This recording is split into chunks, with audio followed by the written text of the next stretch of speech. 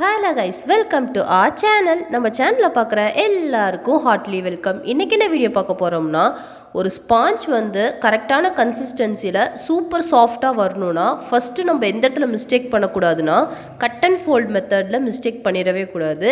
அந்த cut and fold method எப்படி பண்ணணும்னு சொல்லிட்டு இந்த வீடியோவில் பார்க்கலாம் வாங்க. ஃபஸ்ட்டு ஸ்டெப் பார்த்திங்கன்னா, ரொம்ப சாஃப்டாக ரொம்ப ஸ்லோவாக நம்ம கட் அண்ட் ஃபோல்ட் மெத்தடை நம்ம பண்ணணும். நான் பண்ணியிருக்கேன் பார்த்திங்களா, அந்த மாதிரி.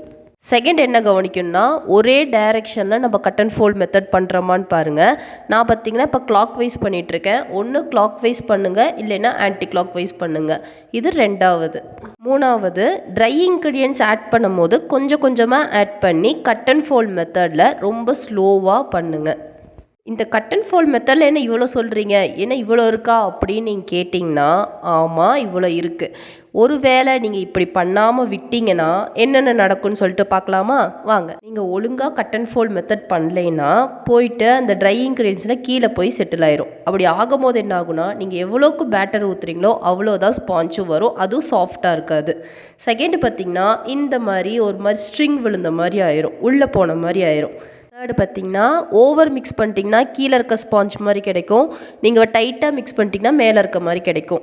எப்படி தாண்டா அப்புறம் மிக்ஸ் பண்ணுறது அப்படின்னு கேட்டிங்கன்னா, ரொம்ப ஸ்லோவாக ஒரே சைடாக ஒரே டைரெக்ஷனில் மிக்ஸ் பண்ணுங்கள். ரொம்ப ஜென்டலாக மிக்ஸ் பண்ணி கொடுங்க. கொடுத்ததுக்கப்புறம் பார்த்திங்கன்னா, எல்லாமே இந்த கெட்டி விழுந்த ட்ரை இன்க்ரீடியன்ட்ஸ் ஏற்றுனதுக்கப்புறம் கெட்டி விழுந்த மாதிரி இருக்கக்கூடாது. அந்த மாதிரி இருந்துச்சுன்னா மறுபடியும் அந்த கட் அண்ட் ஃபோல்ட் மெத்தட் பண்ணாதீங்க. அப்படி பண்ணாமல் இருக்கும் போது கரெக்டான கன்சிஸ்டன்சி நம்மளுக்கு கிடச்சிரும். பார்த்திங்கன்னா, லாஸ்ட்டு நம்மள எல்லாமே முடித்ததுக்கப்புறம் பார்க்கும் போது எப்படி இருக்கணும்னா, அதாவது ரிப்பன் கன்சிஸ்டன்சியில் இருக்கணும். இந்த அளவுக்கு இருந்தாலே போதுமானது. மொத்தத்தில் ட்ரை இன்க்ரீடியன்ட்ஸ் எங்கேயும் கெட்டி விழுந்த மாதிரி இருக்கக்கூடாது, அவ்வளோதான். அந்த அளவுக்கு மிக்ஸ் பண்ணி கொடுத்தா போதும். உங்கள் டவுட் எல்லாம் கிளியராக இருக்கும்னு நினைக்கிறேன். உங்களுக்கு வேறு ஏதாவது டவுட் இருந்துச்சுன்னா கமெண்ட் பாக்ஸில் கமெண்ட் பண்ணுங்கள். நம்ம நெக்ஸ்ட் வீடியோவில் பார்க்கலாம். Stay tune, by.